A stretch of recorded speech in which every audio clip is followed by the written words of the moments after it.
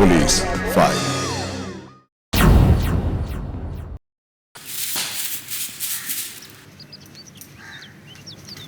শুনছো? ওই যা সবজি আছে দুদিন হয়ে যাবে। তুমি বরং একটু চাল, ডাল আর সর্ষের তেল এনো। হ্যাঁ আচ্ছা।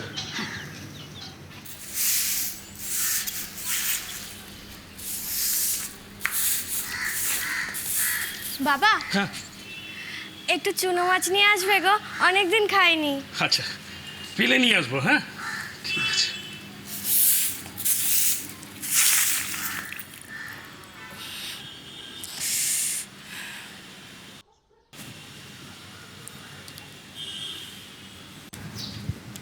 এ কি, তুমি এখন কুটনো কুটতে বসলে? ওঠো ওঠো, আমি করছি, ওঠো। আহা, তাতে কি হয়েছে? তুই একা একা সব কাজ করবি? না না, তুমি এক্ষুনি জ্বর থেকে উঠেছো, এখন কদিন বিশ্রাম নাও। ওঠো, যাও যাও যাও, যাও গিয়ে শুয়ে থাকো। আচ্ছা বাবা, ঠিক আছে, তুই সবজিটা কাট, আমি বরঞ্চ ওই রান্নাটা করি বসে বসে। একদম না, তুমি এখন কিচ্ছু করবে না। আগে পুরোপুরি সুস্থ হও, তারপরে যা খুশি করবে, আমি কিচ্ছু বলতে যাব না। যাও যাও, গিয়ে এখন শুয়ে পড়ো, যাও। তোর সাথে পারা গেল না, দিন দিন না জেদি হয়ে যাচ্ছিস। যা ভালো বুঝিস কর, আমি চললুম।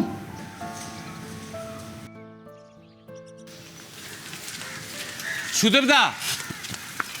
আরে গোপাল, বলো কেমন আছো? ভালো আছি, আপনাদের খবর কি? ওই ভালোই মন্দই চলে যাচ্ছে আর কি। যাক, চলে গেলেই হলো। তা যে কারণে আমি আপনাকে ডাকলাম, বলছিলাম আপনার ছোট মেয়ে শম্পার জন্য যে পাত্র খুঁজছিলেন না, তো পেয়েছেন কিছু? না, সেরকম তেমন কিছু পাইনি। তবে সত্যি বলতে কি, দু একটা সম্বন্ধ যে আসেনি তা নয়। তবে পাত্রপক্ষের যা দাবি দেওয়া চাহিদা, আর বোঝোই তো আমার মতন গরিব মানুষের পক্ষে সেটা সম্ভব নয়। হ্যাঁ, তা তো বটেই। আর সেই জন্যই বলছিলাম যে আমার কাছে দাবি দেওয়াহীন পাত্রের একটা খোঁজ আছে। যদি বলেন তাহলে আমি কথা বলতে পারি। বেশ তো, তা বলো না, আমার কোনো আপত্তি নেই। ঠিক আছে, তাহলে আমি কথা বলে আপনাকে জানাচ্ছি। আচ্ছা।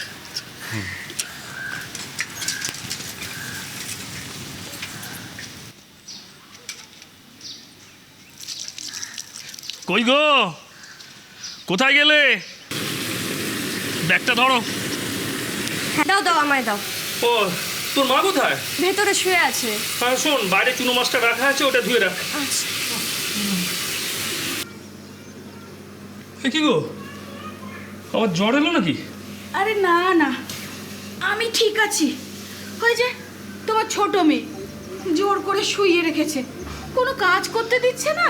ও তাই বলো, আমি তো ভাবলাম। আরে বাবা, বসে বসে রান্নাটুকু করব, তাতেও মেয়ের আপত্তি, বলে আমি রান্না করব। যাই বলো, আমাদের সম্পর হাতের রান্নাটা কিন্তু দারুণ। ওর শ্বশুর বাড়ির লোকের আর হাতের রান্না খেয়ে। ও শোনো, আজকে না গোপালের সঙ্গে রাস্তায় দেখা হলো। আমি না ওকে সম্পার জন্য বলেছি, ও বলেছে যে খবর নিয়ে আমাকে জানাবে। ভালো তো, দেখো কথা বলে ঠাকুর যদি এবার একটু মুখ তুলে তাকান তাহলেই।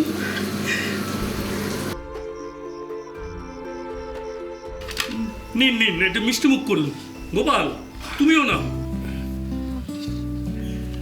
আমি এখন শুধু এইটুকুই বলতে পারি যে আপনার মেয়েকে আমার পছন্দ হয়েছে, এবং আমার বিশ্বাস আমার ছেলেরও পছন্দ হয়েছে।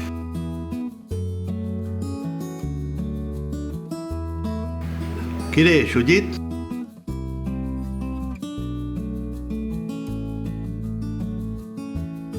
সুদেবদা, পাত্রপক্ষের তো মেয়েকে পছন্দই হয়েছে, তা আপনাদের কথা এবার বলুন। দেখো, পাত্র হিসেবে তো সুজিতকেও আমাদের পছন্দ হয়েছে, কি বলো? যাক, এই ব্যাপারে দু পক্ষই যখন একমত, তাহলে পাকা কথা সেরে নি, দেরি করে আর লাভ কি? কিন্তু গোপাল, তোমাকে তো আমি আগেই বলেছি যে দেখো, আমার আর্থিক সঙ্গতি তেমন নেই বললেই চলে। হ্যাঁ হ্যাঁ, সে কথা আমি আগেই ওনাদেরকে বলেছি। কি বিমল বাবু, আপনাদের দিক থেকে কোনো দাবি? না না, দাবি দেওয়া বলে কিছু নেই। আপনাদের পক্ষে যা সম্ভব তাই দেবেন, এর অতিরিক্ত কিচ্ছু চাই না। ব্যাস, তাহলে তো সব সমস্যার সমাধান হয়েই গেল। তাহলে এবার 4 হাত এক করে দিন। একদম। এবার একটা শুভ দিন দেখে বিয়ের ব্যবস্থাটা পাকা করে ফেলা যাক। শুভ কাজে দেরি করে লাভ কি? হ্যাঁ, বেশ তো। একটা শুভ দিন দেখে বলুন, আমি না হয় তার একটা প্রস্তুতি নিই। যখন মেয়ের সম্বন্ধ দেখেছি আমি আপনাদের কোনো দেনা পাওনা আছে, বলেন না কিচ্ছু নেই। তারপরে বলছি যদি দেনা পাওনা থাকে আমরা এখানে বিয়ে দেব না, আমরা গরিব হতে পারি, আমরা সেখানে দেব যে যেখানে কিছু না নেবে। নেই নেই করে যা দাঁড়াচ্ছে সে তো অনেক গো। খাট, আলমারি, আলনা, বিছানা, তাও তো এখনো গয়নাটাই ধরিনি। ও গয়না নিয়ে তুমি কিছু ভেবো না, ওর একটা ব্যবস্থা হয়ে যাবে গো। আরে বাবা, না ভাবলে চলবে? হ্যাঁ, কোথা থেকে হবে শুনি? আরে কেন, আমার 2 গাছা চুড়ি আছে তো, আর কানের দুলও আছে। আর তোমার বড় মেয়ে বলেছে বোনকে একটা আংটি দেবে। হ্যাঁ, তবে সে না হয় গয়নার ব্যাপারটা হলো। তো দাঁড়াও দেখি আরও কী কী বাকি আছে। সব মাটি করে দিলে। একটা কাজও তুমি ঠিক মতো করতে পারো না। হ্যাঁ, পই করে বুঝিয়ে দিলাম কি কি দাবি দাওয়া করবে, আর তুমি সব ভুলে মেরে দিলে গো। না না, মনে ছিল আসলে সুদেববাবু মানে মেয়ের বাবা এমনভাবে মিনতি করলো না যে তারপর আমি আর। হ্যাঁ, তুমি একেবারে গোলে জল হয়ে গেলে, গিয়ে একেবারে পাকা কথা দিয়ে চলে এলে। না না, শুধু আমি কেন, তারপর তো ছেলেও। একদম থামো, একদম আমার ছেলের ঘাড়ে কিন্তু দোষ চাপাবে না বলে দিলাম। অপদার্থ, অকর্মার ঢেকি কোথাকার একটা। নাও এবার বলো, মেয়ের বাপ কি কি দেবে শুনি এবার। খাট, আলমারি, আলনা, বিছানা, গয়নাগাটি সবই তো হলো। তাও তো ওই জামাইকে তো কিছু একটা দিতে হবে। ওই নিদেন পক্ষে একটা হাত ঘড়ি। আরে না না, শুধু হাত ঘড়ি নয়, ওই তুমি বরঞ্চ ওই এক জোড়া পায়জামা পাঞ্জাবি লেখো। লিখতে তো অনেক কিছুই ইচ্ছে করে, কিন্তু স্বাদ থাকলে সাধ্য কোথায়? তাও তো এখনো ওই তত্ত্ব আর লোকজন খাওয়ার খরচা এখনো তো ধরিই নি। হ্যাঁ গো, ওই সব কিছু করে কত খরচ দাঁড়াবে? টাকার অঙ্ক যেরকম লাফিয়ে লাফিয়ে বাড়ছে তাতে তো। বাবা, হায় আয় মা, হায় ভিতরে আয়, আয়। অনেকক্ষণ ধরে তোমাদের কথা শুনছি আমি। এসব কি শুরু করেছো বলো তো? কি হয়েছে রে? এই যে কারি জিনিসপত্রের ফর্দ করছো, এগুলোর জন্য টাকা কোথা থেকে আসবে শুনি? ও এই ব্যাপার, ও নিয়ে তুই ভাবিস না। দেখ, আমি আমার সাধ্যের মধ্যে থেকেই সব চেষ্টা করছি। ভাববো না কেন? এই সংসার চালাতে তুমি কত পরিশ্রম করো তা আমি জানি। তার উপরে আবার কিছুদিন আগে দিদির বিয়ে গেল, তাতে কত খরচ। আবার দেখ মা, আমি না তোর বিয়ের জন্য অল্প অল্প করে আগে থেকেই জমাচ্ছি, ওই দিয়েই সব কিছু করব। হঠাৎ করে আমার বিয়ে দেওয়ার জন্য এত তোড়জোড় করছো কেন বলো তো? আমার কি বিয়ের বয়স পেরিয়ে যাচ্ছে? না না, তা হতে যাবে কেন? তবে আমি তোমাদের ওপর বোঝা হয়ে যাচ্ছি। কার থেকে নামিয়ে দিতে চাইছো? দেখো মেয়ের কথা শুনছো? দেখ, তুই তো আমার মা, তাই না? আরে মা কখনো বোঝা হয়? ওই নিয়ে তুই ভাবিস না মা, পাগলি মেয়ে আমার। তোমরা তো আমার পড়াশোনা শিখিয়েছো, বড় করেছো। আচ্ছা, সে নয় বাবা মা হিসেবে তোমাদের কর্তব্য, কিন্তু সন্তান হিসেবে আমারও তো কিছু কর্তব্য আছে। তোর কর্তব্য তো তুই পালন করছিস মা, সংসারের সব কাজ তো তুই করিস। সে আর কতটুকু?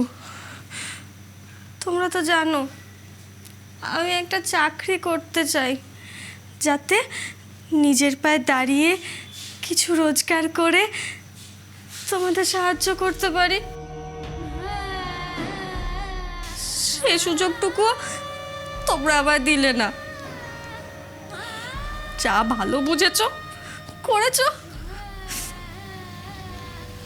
আমার আর কিছু বলার নেই।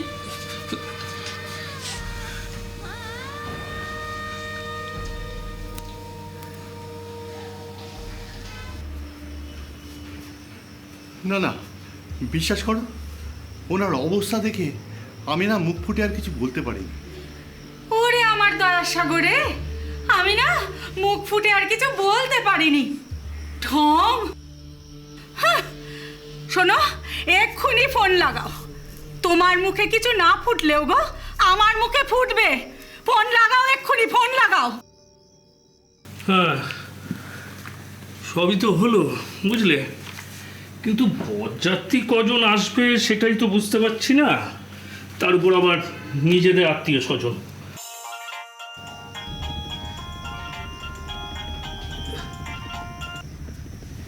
হ্যাঁ বিমলবাবু বলুন। বলছিলাম যে মানে আপনার যদি খুব অসুবিধা না হয় তাহলে এই এইগুলো কি কি মিন করছো কি? হ্যাঁ, অসুবিধা না হয় মানে? তোমাকে যা যা এখন বললাম সেগুলো বলো। মানে না না, বলুন না, কি বলবেন বলুন। হ্যাঁ, বলছিলাম যে ওই মেয়ের বিয়েতে যা দিচ্ছেন সে তো দিচ্ছেনই, তার সঙ্গে যদি একটু বেশি কিছু, মানে ওই ধরুন ফ্রিজ, টিভি, সোনার বোতাম, আংটি, এগুলো একটু দিতে পারতেন। না বিমলবাবু, দেখুন, আমার পক্ষে তো এত কিছু দেওয়া সম্ভব নয়, সে তো আমি আগেই বলেছি। হ্যাঁ হ্যাঁ, বলেইছেন তো। আচ্ছা, একটু ধরুন। শোনো, ওনারা না কিছু দিতে পারবেন না বলছেন, তাহলে ছেড়ে দাও, থাক। থাকবে মানে? মামদোবাজি নাকি? এই তুমি আমাকে ফোনটা দাও, দাও ফোনটা দাও। হ্যালো, শুনুন মশাই, যদি ভেবে থাকেন না একটা বিছানা, বালিশ আর শাঁখা সিঁদুর দিয়ে মেয়েকে বিদায় করে দেবেন, তাহলে কিন্তু সেগুড়ে বালি। হ্যাঁ, যে কটা জিনিস বলেছি প্রত্যেকটা জিনিস গুনে গুনে চাই, না হলে কিন্তু এ বিয়ে হবে না, বুঝেছেন? রাখলাম। হ্যালো হ্যালো, না দিদি শুনুন, আমার কথাটা একবার শুনুন, আমার পক্ষে এত। হ্যালো। এর পরেও কিন্তু সুজিত আর শম্পার বিয়েটা হলো, কারণ দুটো। প্রথম হলো সুজিতের শম্পাকে খুবই পছন্দ ছিল, এবং দ্বিতীয় কারণ হলো সুজিত যা আয় করতো তা দিয়েই তাদের সংসার চলতো। তাই সুজিতের কথার উপর কথা বলার তো কেউ নেই।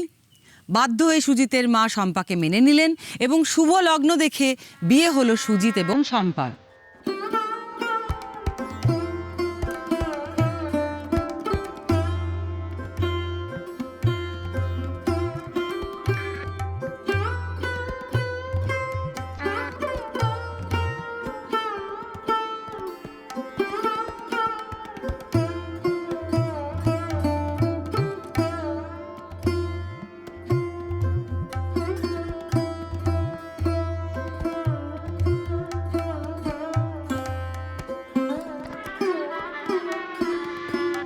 ওম এতে গন্ধপুষ্পে প্রজাপতয়ে নমঃ। ওম এতে গন্ধপুষ্পে কন্যায় নমঃ। ওম এতে গন্ধপুষ্পে বরায় নমঃ। ওম এতে গন্ধপুষ্পে সম্প্রদানেভ্যো সালঙ্কিতায় নমঃ।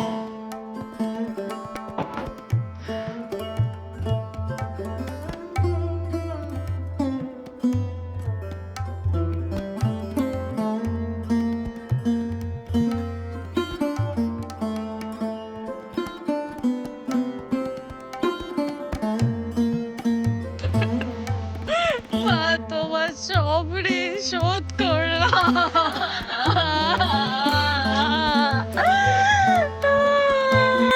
এত বছরের চেনা পরিবেশ, চেনা মানুষজন, নিজের পরিবার সব কিছু ছেড়ে আবার নতুন একটা জায়গায় যাওয়া, সব কিছুর সঙ্গে অ্যাডজাস্ট করা, তার মধ্যে বিয়ের রোমাঞ্চ, সবটা একসঙ্গে সামলানো কোনো মেয়ের জন্যই সহজ হয় না। শম্পারও কোনো ব্যতিক্রম হলো না। কিন্তু তবুও বিয়ের পর সব কিন্তু ঠিকঠাকই ছিল। মানে তার শাশুড়ি তাকে খুব সুন্দর করে বরণ করে নিলেন, বউ ভাত, ফুলসজ্জা সব সুন্দর হলো। কিন্তু সুরটা কাটলো ঠিক তার পর থেকে। শম্পা, আমি বেরোচ্ছি। আচ্ছা, সন্ধ্যার মধ্যে ফিরবে তো? দেখি, চেষ্টা করব। আচ্ছা, তোমার কি কিছু লাগবে? না না, আমার কি লাগবে? আমার কিচ্ছু লাগবে না। কিন্তু আমার যে কিছু লাগবে। কি?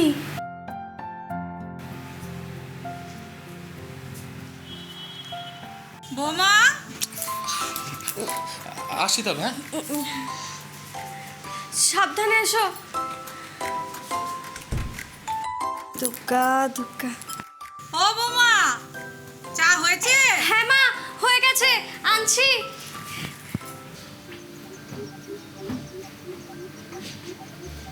বাবা, চা। হ্যাঁ দাও।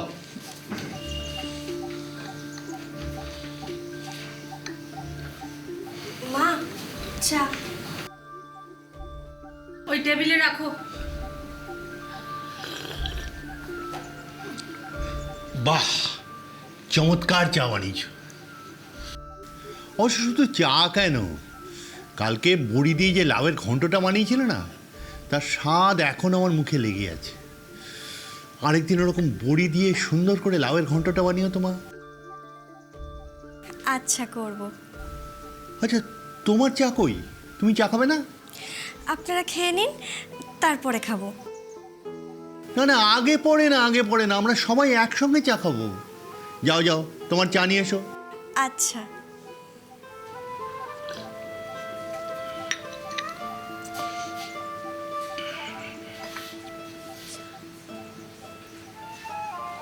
কি গো, চাটা কেমন? কেমন আবার? বরাবর যেমন হয় তেমনই হয়েছে। তুমি তো এমন একটা ভাব করছো, মনে হচ্ছে যেন তুমি এই প্রথমবার এরকম চা খাচ্ছ। যত সব আদিক্ষেতা। দেখো, যা সত্যি তা তো বলতেই হবে। বৌমাকে প্রথম দেখেই ঠিক করেছিলাম যে একেই আমার ঘরের লক্ষ্মী করে নিয়ে আসবো। হ্যাঁ, আর ওই মকা বুঝি ওর বাপ একেবারে এক কাপড়ে বিদেয় করে দিল তোমার ঘরের লক্ষ্মীকে। আহা, ওসব কথা তুলছো কেন? শুধু টাকা পয়সা দিয়ে কি বিচার হয়? কেন তুলবো না? 100 বার তুলবো। দেখে শুনে এমনই এক লক্ষ্মীকে নিয়ে এলে তুমি, যার সঙ্গে কানা করিও নেই। মা লক্ষ্মীর বিচার শুধু টাকা পয়সা দিয়েই হয় না, তার রূপ গুণেরও বিচার করবে তো। দেখো, এসেই সারা সংসারের কাজ একা কাঁধে তুলে নিয়েছে, তোমাকে তো কিচ্ছুটি করতে হয় না। তবে আর কি বলো, আমি আর আমার 14 পুরুষ পুরো কৃতার্থ হয়ে যাই। তা ঘরের কাজে যদি দরকার ছিল, তা একটা তো ঝি রাখলেই পারতে। দেখে শুনে এরকম ছেলের বউ আনার কি দরকার ছিল? আমি কিন্তু তোমাকে বলে দিচ্ছি,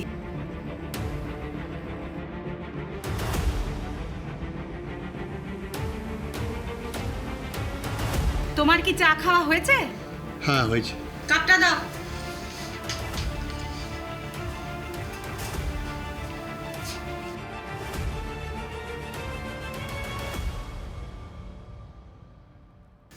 এসো মা, ভেতরে এসো।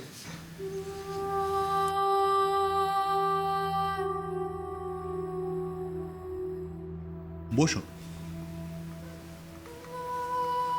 অত চিন্তা করো না মা, সব ঠিক হয়ে যাবে। কই গো মালতী, বাড়ি আছো? কে?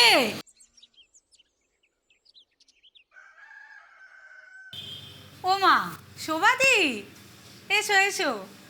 আর বলো না, শুয়ে বসে কিছুতেই সময় কাটছে না।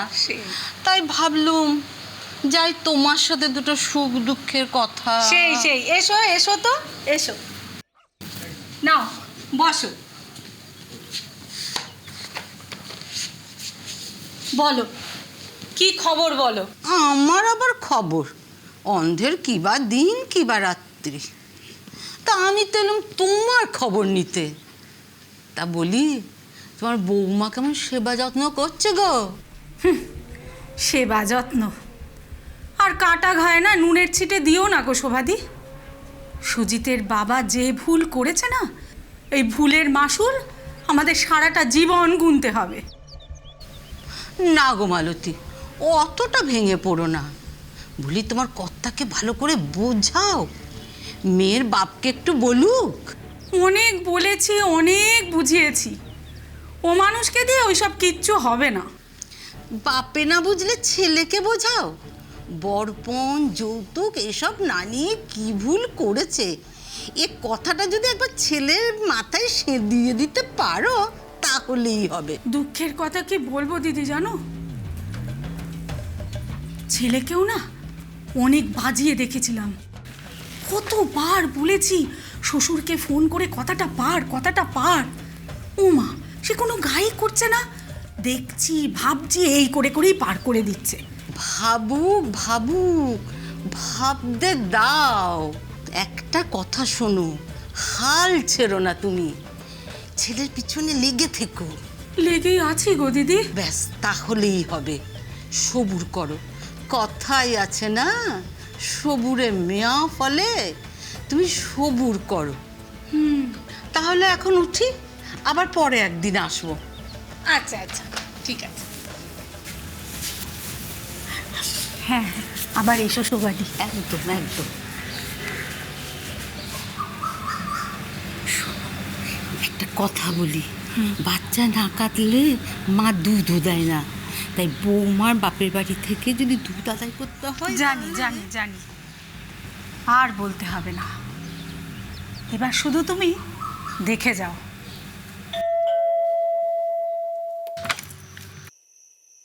এসো। কি গো, আজ এত ক্লান্ত লাগছে, খুব খাটনি হয়েছে না? হ্যাঁ ওই আর কি। খোকন, একবার এই ঘরে আয় তো, কথা আছে। কি হলো, দাঁড়িয়ে আছিস কেন? আয় রে ঘরে। হ্যাঁ আসছি।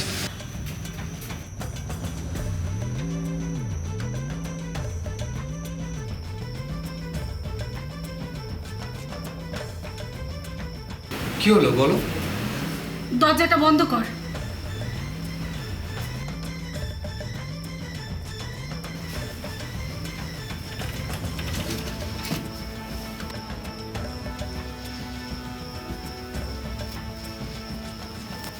হ্যাঁ বলো।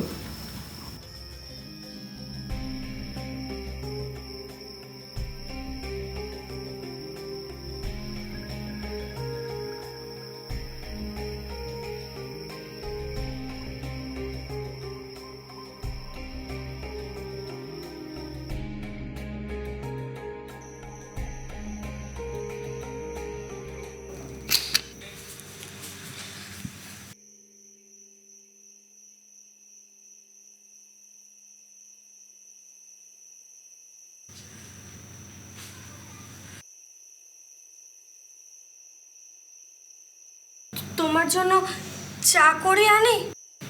থাক, কোনো দরকার নেই। কি ব্যাপার, কিছু হয়েছে? তুমি এত গম্ভীর কেন? কি হলো, কিছু বলছো না যে? কিছু হয়েছে?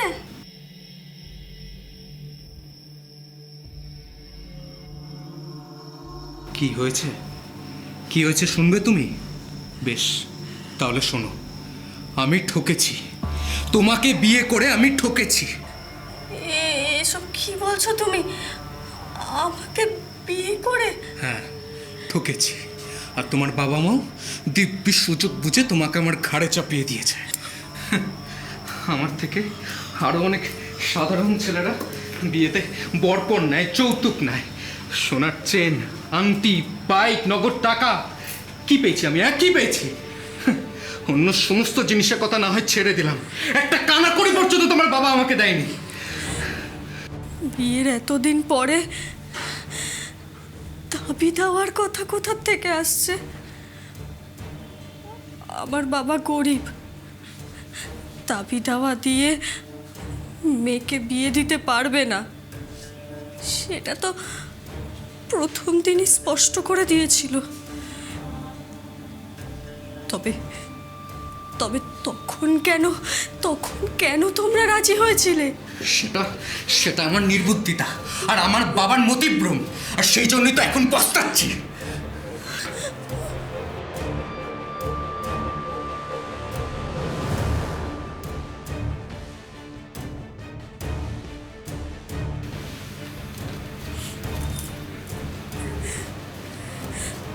তোমার শ্বশুর তো বৌমার প্রশংসা একেবারে পঞ্চমুখ। তুমি নাকি খুব কাজে, তাই কাল থেকে ঠিকে ঝি ছাড়িয়ে দিচ্ছি। সংসারের সব কাজ কাল থেকে তুমি করবে, বুঝেছো? আর একটা কথা, যদি সংসারের কাজে কোনো খুঁত হয় না, তাহলে তোমার একদিন কি আমার একদিন, কথাটা মনে রেখো। শম্পার শাশুড়ি মালতী সাহা তার স্বামীকে একেবারেই তোয়াক্কা করতেন না, কিন্তু সুজিত পাছে বেঁকে বসে সেই ভয় শম্পার উপর তিনি অত্যাচার বেশি করতে পারতেন না। তাই তিনি কি করলেন, আস্তে আস্তে ছেলের কানে শম্পার বিরুদ্ধে নানান কথা, নানান কিছু বলে তাকে একেবারে ব্রেন ওয়াশ করে ফেললেন। আর যখন তিনি এটা করতে সফল হলেন, তখন বাড়তে শুরু করলো শম্পার উপর তার অত্যাচার। এগুলোও কাটবি, কোনো খুঁত যেন না থাকে।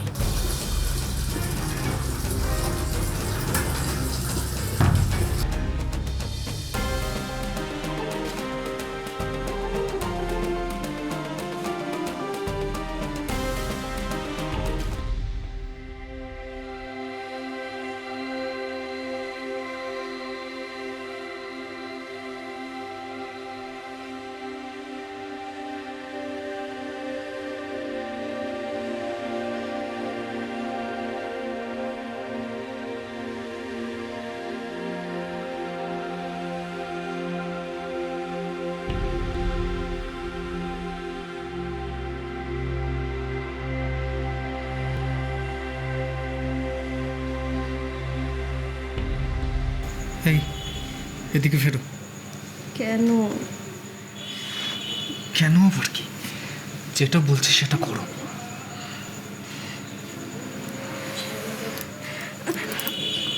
আজ ছেড়ে দাও, শরীরটা খুব খারাপ, প্লিজ। বাজে কথা না, রোজ রোজ একই বাহানো হয়েছে তোমার। সত্যি বলছি, খুব শরীরটা খারাপ। চুপ, একদম চুপ। বেশি নখরা করবি তো চুলের মুঠি ধরে বাড়ি থেকে বের করে দেবো, তাই একদম চুপ।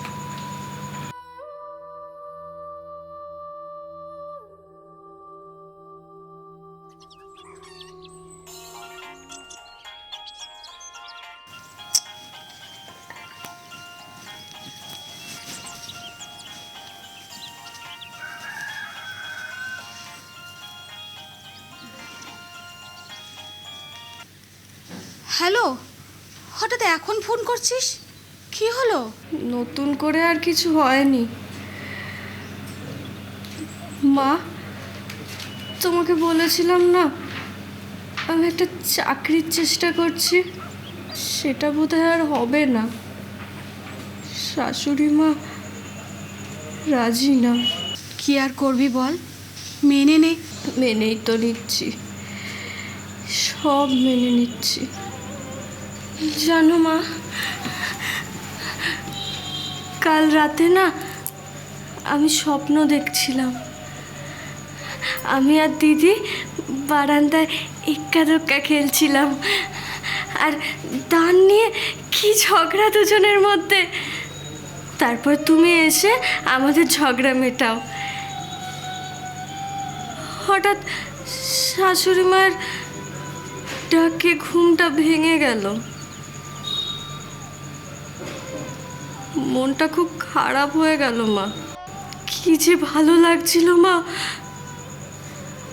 কেন আমি বড় হলাম মা, কেন তোমরা আমায়। রাখছি মা, অনেক কাজ পড়ে আছে, রাখছি।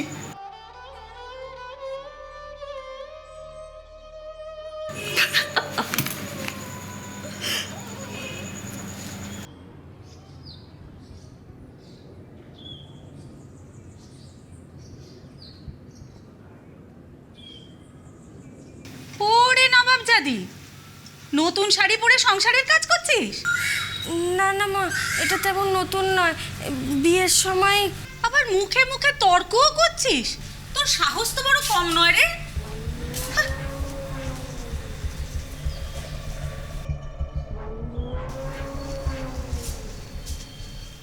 নে, এই ছেঁড়া শাড়িটা পরে সংসারের সব কাজ করবি, ঠিক আছে? তুই কিন্তু এখন আর এ বাড়ির বউ নোস, ঠিকে ঝি। যা যা, শাড়িটা বদলে আয়, যা যা।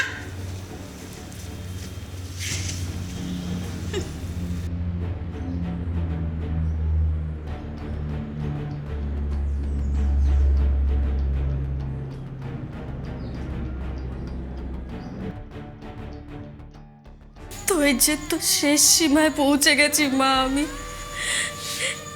ও মা, আমি এখানে থাকলে আর বাঁচবো না। না না মা, এসব কথা বলতে নেই মা। শোন না মা, সংসারে এরকম খটাখটি হয়, আবার দেখবি সব ঠিক হয়ে গেছে। তাছাড়া তুই মা হতে চলেছিস, নাতির মুখ দেখলে তোর শাশুড়ি সব ভুলে আবার তোকে বুকে টেনে নেবে। কেন মিথ্যে সান্ত্বনা দিচ্ছ মা? আমার ওপর এখানে যা যা অত্যাচার হয় তা যদি আমি তোমাকে সব খুলে বলি তাহলে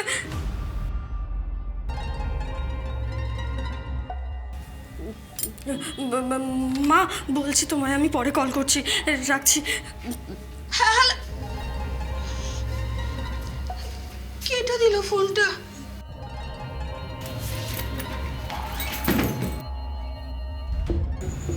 কার সাথে কথা বলছিলি? কি হলো বল? মা, হারামজাদি, আমারই খাবি, আমারই পড়বি, আবার আমারই নামে বদনাম করবি, হ্যাঁ? মা, ও মা!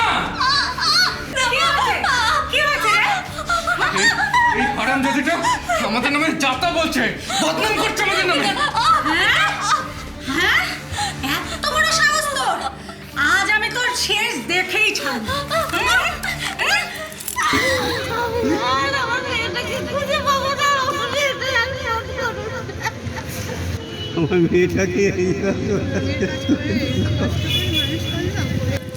মেয়ের বিয়ে দেওয়া মানে নিশ্চয়ই সে নতুন পরিবারের হাত ধরে তার নতুন জীবন শুরু করবে, কিন্তু তার মানে এই নয় যে আপনাদের আর তার প্রতি কোনো দায়িত্ব রইল না।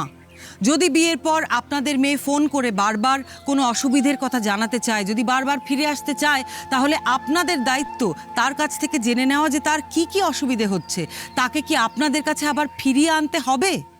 এটা কিন্তু করতেই হবে। তা না হলে ঈশ্বর না করুন হয়তো শম্পার মতো আপনাদের মেয়ের ভবিষ্যৎও অন্ধকার হয়ে যাবে।